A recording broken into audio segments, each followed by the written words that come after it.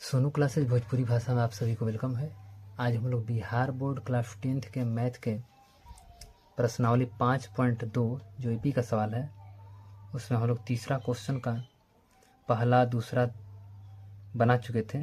आज हम लोग तीसरा क्वेश्चन को बनाएंगे और उसके बाद का भी क्वेश्चन को हम लोग बनाएंगे।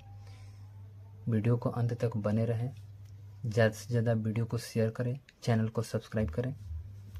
तीसरा सवाल है, ये भरने वाला क्वेश्चन है। जिसे इसमें प्रथम पद दिया है 5, दूसरा पद निकालना है, तीसरा पद भी निकालना है और चौथा पद दिया हुआ है 9.1/2। तो 2 पद निकालना है। तो देखिए इसमें A1 दिया है यानी प्रथम पद 5 दिया, A2 हमको निकालना है, A+D होता है, और A3 का वैल्यू भी निकालना है जिसका मान A+2D होता है, यानी A3 बराबर A+2D होता है।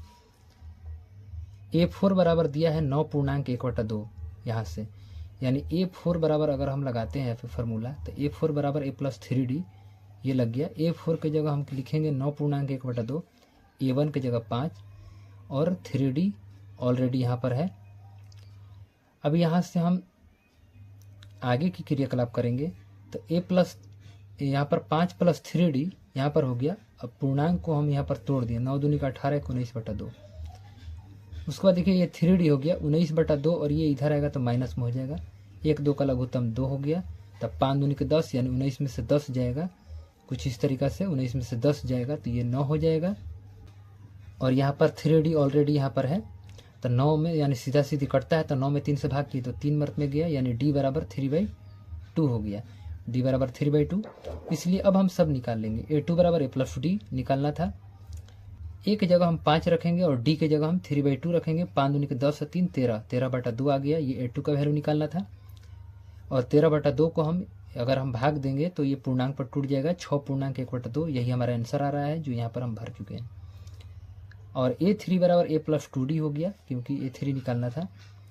तो ये हम अगर रखेंगे A की जगह हम रखते हैं 5 दिया हुआ है, 2 × D की जगह हम लिखेंगे 3/2, तो 2 से 2 कट गया तो 5 और 3 दोनों ऐड कर देंगे तो ये 8 हो जाएगा। A3 का वैल्यू भी निकल गया। तो उम्मीद होगी आप लोग को ये क्वेश्चन बहुत अच्छी तरीक़ा से समझ में आ गया होगा। अब हम लोग अगले क्वेश्चन को बनाएंगे। तीसरा का चौथा सवाल देखते हैं। प्रथम पद दिया है, दूसरा पद निकालना है, तीसरा पद निकालना है, चौथा पद निकालना है, पाँचवा पद निकालना है, छठवां पद दिया है।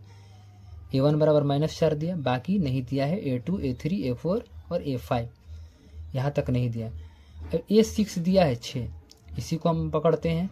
A6 बराबर 6 है तो A+5D बराबर 6 हो गया। तो ये हम A की जगह रखते हैं -4 + 5D बराबर 6। 5D बराबर 6 और +4 दोनों को ऐड करेंगे तो ये 10 हो जाएगा, 10 हो गया। अब 10 में हम 5 से भाग करेंगे तो 5 दूना के 10 हो गया, यानी D का मान सीधे क्या निकला, 2 निकल गया।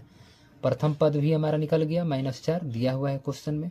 इसी तरीक़ा से जब D का मान निकल गया और A1 का मान निकल गया, अब हम निकालेंगे A2 का मान, A3 का मान, A4 का मान और A5 का मान निकालेंगे। A2 बराबर निकालते हैं तो A+D हो जाता है, -4 + 2 घटेगा तो -2 होगा। A3 बराबर A+2D हो गया, तो D में हम 2 से गुना करेंगे तो D का मान हमारा 2 है, 2 में 2 से गुना किए 4 और 4 में -4 घट गया तो ये हमारा 0 आ गया। इसी तरीक़ा से A4 का मान अगर निकालेंगे तो A+3D तो -4 और 3 दूना के 6 हो गया, 6 में से 4 गया तो ये हमारा 2 हो गया। इसी तरीक़ा से A5 निकालेंगे, +4D हो जाएगा, -4 + 4 गुना के 2 यानी 4 दूनी के 8, -4 में से 8 गया तो +8 गया तो ये प्लस का 4 बच गया। चलिए तीसरा का पांचवा सवाल देखते हैं।